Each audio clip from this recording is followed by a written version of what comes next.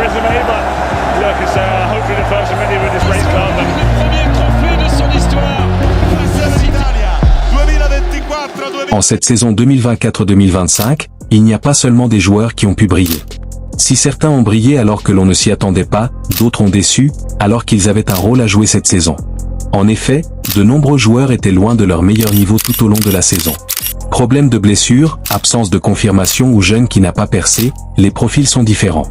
Dans cette vidéo, je vais essayer de vous présenter mon 11 types des joueurs qui ont déçu cette saison. À commencer par, un gardien de but. Qui d'autre que l'international camerounais, André Onana de Manchester United. Bien avant son arrivée au club en 2023, Manchester United avait effectué une saison réussie, terminant à la 3e place, juste derrière Manchester City et Arsenal. Une qualification en Ligue des Champions, Carabao Cup remportée, finaliste de la FA Cup et une quart de finale d'Europa League.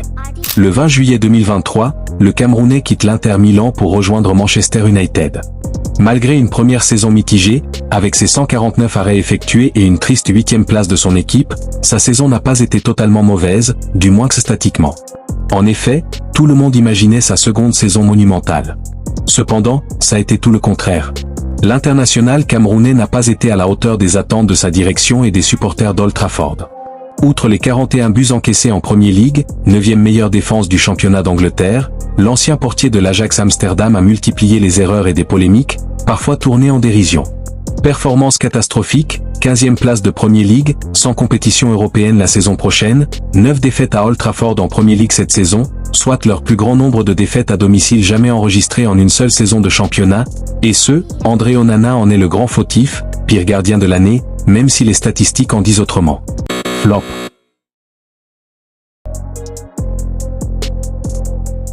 Maintenant c'est le tour des défenseurs. Défense centrale, Antonio Rudiger du Real Madrid. Tout d'abord, je tiens à rappeler que Antonio Rudiger a une carrière et qu'il n'est pas jugé sur sa carrière mais plutôt sur cet exercice 2024-2025.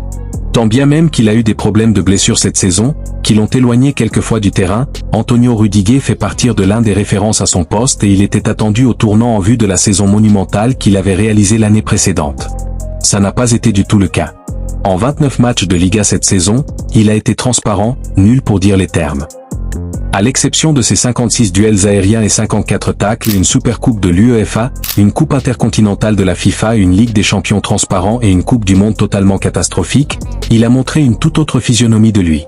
En comparaison de sa saison précédente, où il avait joué un rôle important, participant à un total de 46 matchs toutes compétitions confondues, solide défensivement, remportant 56 duels aériens et réussissant 54 tacles, il a été un joueur clé pour le Real Madrid en Ligue des Champions, disputant 13 matchs et marquant 2 buts, ce n'est pas lui cette saison. Il a également connu des moments de tension, notamment une expulsion en finale de la Coupe du Roi et une suspension de 6 matchs. Flop. About him? I think he's been brilliant. I think he's a big talent. Maybe the next Varane. Next Varane. Maybe, who knows. Second défenseur central, Lenny Yoro de Manchester United.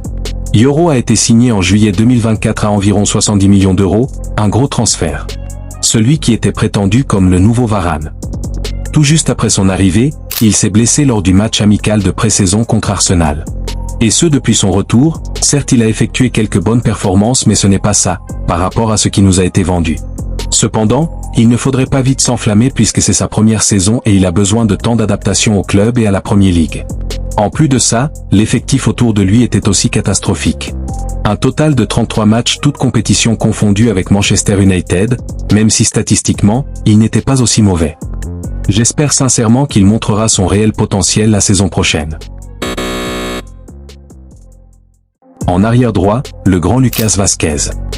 Je sais que c'est faux. J'ai tout compris. Ok. J'ai tout compris. Yann Couto de Manchester City, prêté à Dortmund. Même s'il est loin d'être le pire arrière droit cette saison, moi personnellement je m'attendais à plus venant de lui, vu la hype de la saison qu'il avait effectuée avec Girona l'année précédente, où il avait joué un rôle clé dans la bonne saison de Gérone, qui avait terminé à la 3e place de la Liga et se qualifié pour la Ligue des Champions. 30 matchs toutes compétitions confondues, dont 20 matchs sans Bundesliga avec une seule passe décisive et 0 but. Pour moi, il a plus que ça à donner. Vu que le Borussia Dortmund compte lever sa clause libératoire, j'espère sincèrement qu'il progressera plus et montrera son plein potentiel au monde entier. En arrière gauche, Théo Hernandez. L'un des meilleurs à son poste, ces dernières années. Comme chaque saison, Théo Hernandez était encore attendu pour la saison 2024-2025. Malgré ses 4 buts et 4 passes décisives, il a complètement été le reflet de lui-même, catastrophique. Carton rouge en Ligue des Champions pénalisant son équipe, des comportements pas dignes d'un leader, une finale de Coupe d'Italie perdue, Théo Hernandez n'a pas pu aider son club qui a terminé à une triste 8e place de Serie A, pas de Coupe d'Europe la saison prochaine. Son coach Fonseca l'avait même relégué sur le banc des remplaçants durant l'automne. Si ce n'est cette Super Coupe d'Italie remportée en début de saison, c'est pratiquement une saison blanche. Flop. Maintenant, allons sur les milieux de terrain. Phil Foden de Manchester City. Tout comme son club de Manchester City qui a effectué une saison décevante voire catastrophique en vue de la saison précédente. Élimination précoce en Ligue des Champions, notamment une chute significative en Premier League, une série de 9 défaites et 2 matchs nuls en 2 mois, passant de la première place à la 7e en 2 mois, 40 buts encaissés en championnat, un record sous Pep Guardiola. Phil Foden n'a pas pu reproduire, confirmer la saison monumentale qu'il avait effectuée en 2023-2024, où il était élu joueur de l'année, joueur de la saison en Premier League, avec 19 buts et 8 passes décisives en 35 matchs de championnat, réalisant ainsi sa meilleure saison, sur le plan statistique en Premier League. Toute compétition avec 27 buts et 12 passes décisives en 53 matchs, contribuant au titre de Premier League, Super Coupe d'Europe, Coupe du Monde des clubs et la FA Cup. Malgré ses 14 buts marqués cette saison, il a été complètement le contraire des attentes. Alors, le trophée UNFP de meilleur espoir de Ligue 1 Uber Eats pour la saison 2023-2024 est attribué à monsieur... Quel suspect. Warren Zaïre-Emery, Paris Saint-Germain. Warren Zaïre-Emery du Paris Saint-Germain. Il a été une véritable révélation au Paris Saint-Germain en 2023. À seulement 17 ans, il s'est imposé comme un titulaire indiscutable au milieu de terrain du PSG, et a même été appelé en équipe de France A, par Didier Deschamps. Warren Zaïre-Emery avait connu une saison riche en événements avec le Paris Saint-Germain, avec le titre de champion de France, Trophée des champions et la Coupe de France, tout en participant à la Ligue des champions. Récompensé par le trophée du meilleur espoir de Ligue 1, il a marqué l'année 2023 par son talent et sa précocité. Il a été attendu comme l'un des piliers du football français et du PSG dans les années à venir. Cependant, en cette saison 2024-2025, confronté à une forte concurrence au milieu de terrain avec l'arrivée de Joao Neves, le métamorphose de Fabien Ruiz et l'éclosion de son compatriote Désiré Doué et Mayulu, il n'a pas pu répondre aux attentes. Une saison avec des hauts et des bas, une baisse de régime, il n'a pas pu exploser comme tant le voulait. Mais, il ne faut pas vite s'enflammer, il est encore très jeune et a de beaux jours devant lui. Le troisième milieu de terrain, l'international anglais Jude Bellingham du Real Madrid. Golden Boy, élu meilleur joueur de la Liga, nommé joueur 5 étoiles de la saison, finissant podium au Ballon d'Or, un titre de Ligue des Champions, de Liga et une Super Coupe d'Espagne, Jude Bellingham était exceptionnel, phénoménal, marquant 23 buts et délivrant 12 passes décisives en 40 apparitions toutes compétitions confondues, présent lors de tous les grands matchs surtout lors des Clasico contre le FC Barcelone. Du coup tout le monde du football l'attendait pour cette saison qui vient de terminer, cependant, il a été totalement transparent presque toute la saison.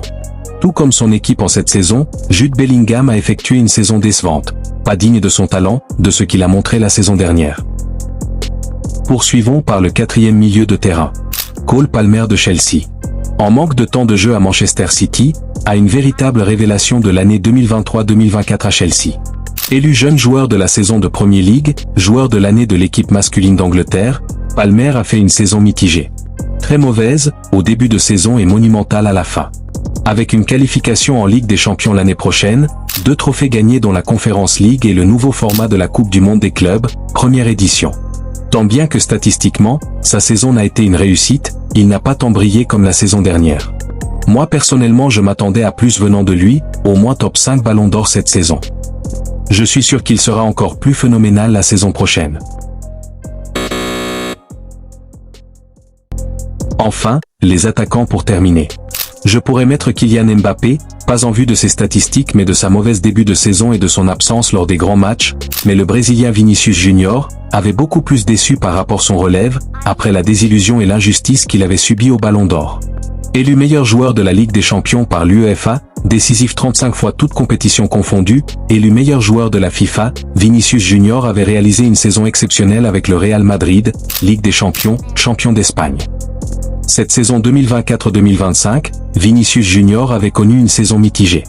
Bien qu'il ait remporté la Supercoupe de l'UEFA et la Coupe intercontinentale avec le Real Madrid, ses performances en Liga et en Ligue des Champions ont été en deçà des attentes, surtout en termes de buts et de passes décisives.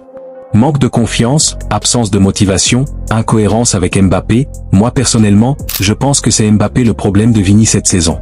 Le second attaquant pour clore la vidéo n'est personne d'autre que l'anglais Sancho de Manchester United. De retour de près de Borussia Dortmund, où il avait été formidable, avec une finale de Ligue des Champions disputée avec le BVB contre le Real Madrid, malheureusement perdu. Tout le monde parlait de sa renaissance, jusqu'à un moment donné, beaucoup avaient cru qu'il allait être intégré au groupe mancunien 2025. Chose n'étant pas fait, il a été reprêté à Chelsea.